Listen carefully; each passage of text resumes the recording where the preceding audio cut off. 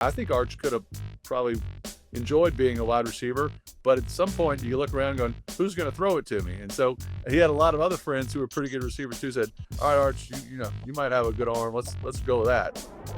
I know you just wrapped your 11th season of the Manning Hour. Well, Uh, yeah, what's been the key to having that type of longevity and success? I think being a fool is probably the best way to do it. It's really fun to laugh at ourselves, and we don't take ourselves too seriously at the Manning Hour, and get to go run around different NFL cities and different programs, and get to meet great players in the NFL who want to show a side of themselves that maybe the public doesn't know about or can't really get to know without with the helmet off. And so showing talents, people may be able to do things that the general public doesn't know about. Whether you can juggle, or you're a magician, or you want to get a manicure and a pedicure with me, or just talk about things that just aren't so football related, and showing kind of a lighter side of them has been fun. So it's always great when someone wants to be on the Manning Hour because they understand we're going to have fun and keep it light. And usually I end up looking like the fool and they look good. So that's why parents are happy about it. Well, who've been some of your favorite guests over all these years? Oh my gosh, I've had some good ones. I had Cam Jordan has been on Manning Hour the most. I think he's 5 times. Love when Jameis comes on. Von Miller's a great one. Let's see, Greg Olson. We've had Gronk on. It's characters. Alvin Kamara was great. I got my nose pierced. He pierced my nose. So we have a good time. We laugh a lot, and it's fun. Fox is the best. They take such good care of us, and so it's been a treat. Looking forward to season 12. Where's the nose ring? You don't wear it anymore? Yeah, I had it removed shortly thereafter. It closed. Those, Alvin. I don't think Alvin's laughed that hard seeing me go through that sort of pain. He was a good sport. And you also have the golf podcast. Why was media such a natural calling for you? I've just always enjoyed kind of, I don't know, I guess talking and being kind of the center of attention at times. My mom was always like, all right, Cooper, stand up, entertain these guests. I'm like, okay. And so I guess it came easy. It's fun. This podcast, I'm having a great time, called We Need a Fourth.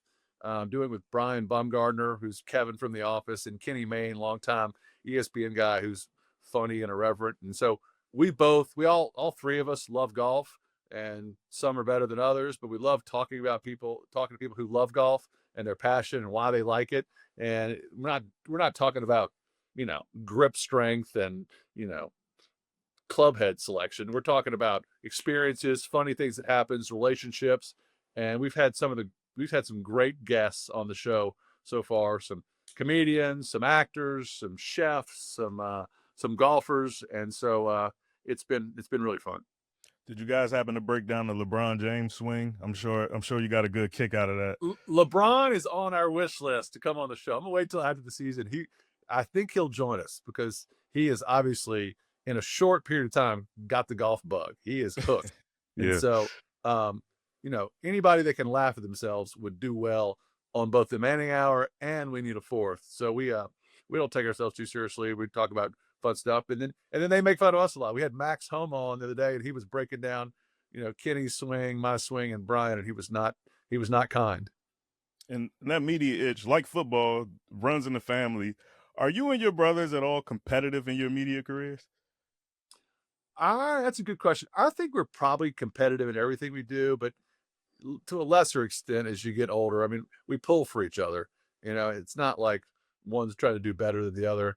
Peyton and Eli may get competitive on the Monday cast, but or who wears the better looking zip sweater. But no, we really kind of have each other's back and lean on things. Peyton will oftentimes lean on me I have to go do this. Can you help me find some funny material here? And he's great to me, and Eli vice versa. We any chance we can be together is great. We get along really well, and we're all kind of grateful for one another. And comedy is kind of a through line in all that you guys do. Mm-hmm. What was it about growing up in the Manning household that made, just comedy such a big part of your DNA? We had great respect for all the, back in the VHS days, a lot of the movies, we grew up on Stripes and Caddyshack and and Vacation, and all the great comedians, and just love to laugh. We had funny friends.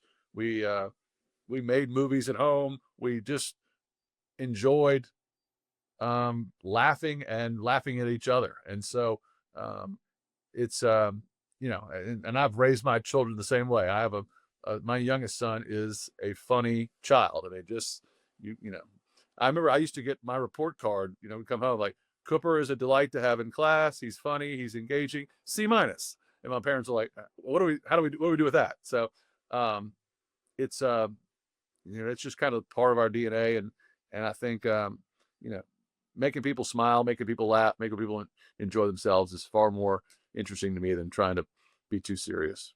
So it sounds like that started with you, the older brother. That didn't really come from Archie or But Mrs. Manning. you know, I, fortunately for me, they found me amusing. If they didn't, I probably would have ended right there. But I can still make them laugh, and they like me around. So I guess that's a good thing. Even though they like Eli the best, they like Peyton second, I'm third, but they still like me around.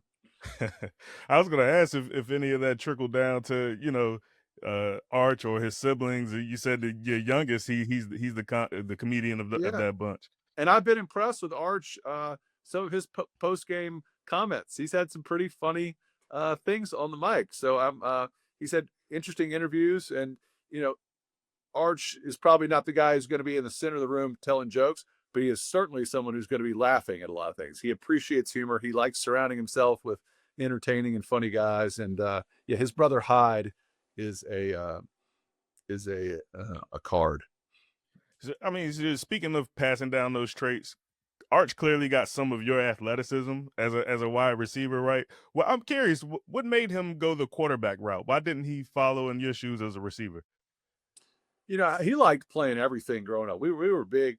Um, we liked kids playing sports and being outside. So I mean, Arch did gymnastics, he swam, he played baseball, ran track, basketball, everything. And so you eventually just kind of morph into what are you really good at. And I think Arch could have probably enjoyed being a wide receiver, but at some point you look around going, who's going to throw it to me? And so he had a lot of other friends who were pretty good receivers too. Said, all right, Arch, you might have a good arm. Let's go with that. And so he enjoyed it, and that's what you want your children to do: enjoy what they're passionate about and support them the best way you can, and you know, and just be there for them when things go right and when things go wrong. And he just wrapped his first year as a full-time starter at Texas. A lot of people, it seemed like, made up their minds about him after just one or two games, and he obviously finished the season strong. But how hard was it for you as a dad just to hear some of that noise so early in the year?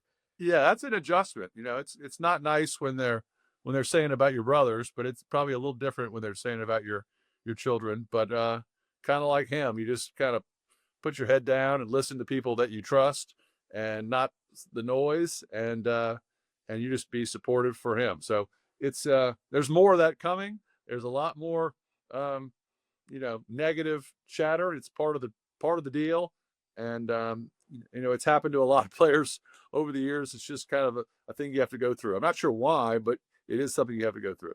Yeah, I mean, what were those conversations like week to week with you, or did he need to have those kind of talks with you going through No, that? it's all we're just trying to be good parents and trying to support him and just let him know that if you work hard and you keep your head down and do what your coaches say you do, it's all going to work out. They're not going to kill you, you know, and don't and try not to listen to anybody that you don't have a relationship with or respect.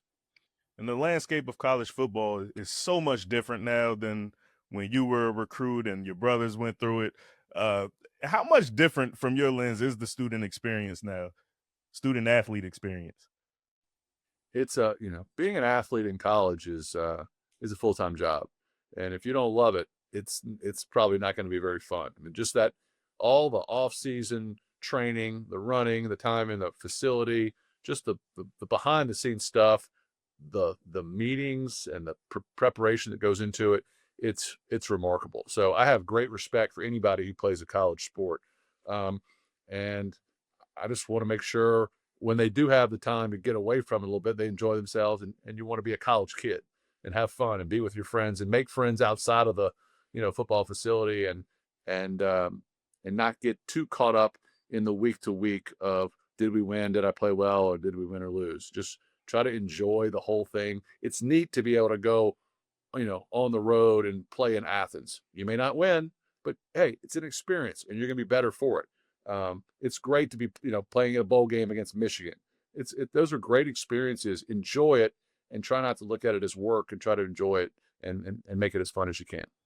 And you just mentioned everything before we even get into NIL, and these guys have to be businessmen now, almost Yeah. long before anyone else has to think about that, or used to have to think about that.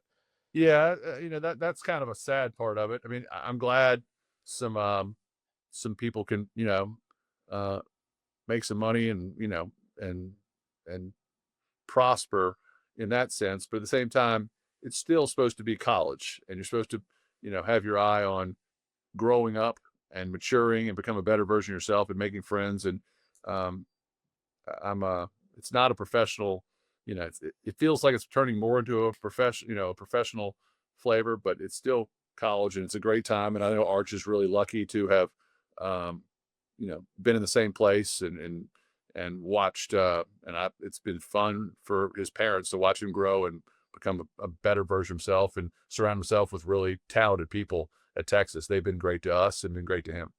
And I know you're a big part of the Manning Academy. Are these kind of some of the conversations you have to have with these athletes coming through there now? Has it kind of evolved from when it started? It really has. My dad is in charge of selecting all the college players, college quarterbacks who come, and they act as counselors, but at the same time, they throw and participate and then get to soak up some real knowledge from Peyton, Eli, and, various coaches, et cetera, that we have on staff at NPA.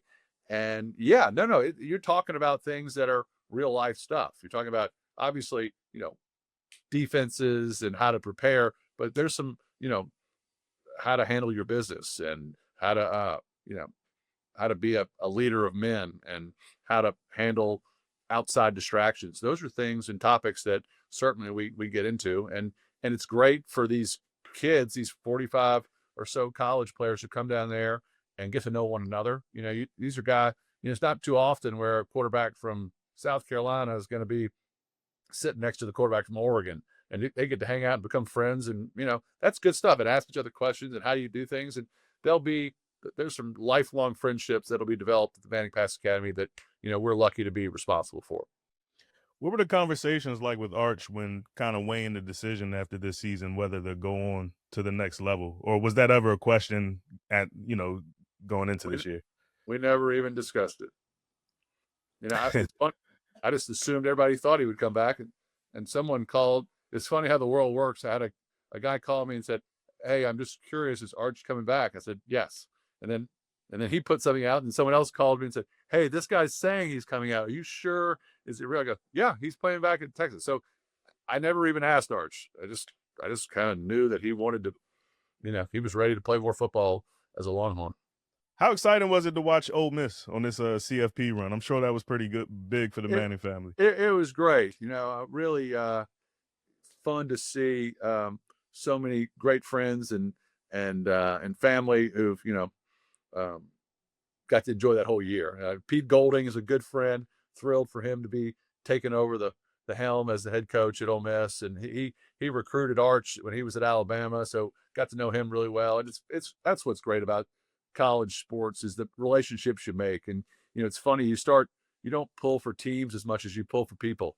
As you get older, you kind of really make friends and you pull for guys who are in certain spots. So um, it's it was a great year, and I'm excited at the leadership there going forward. All right, last one here. Ole Miss going forward. I believe they have to play Texas in 2026. Me too. I think I know which way you have to lean there. It's Is the family going the same way as you here? yeah. The mighty, yeah. Ole Miss is coming to Austin, so I'm probably going to be running a concierge service that weekend. Everybody will be rolling into town, and we've got so many great friends and family across the country, but at Ole Miss especially, and so that'll be hard. But we've been through this before. You follow the relationships, you follow the blood, and so you always pull for your family regardless of who they're playing, and that's no surprise to anybody.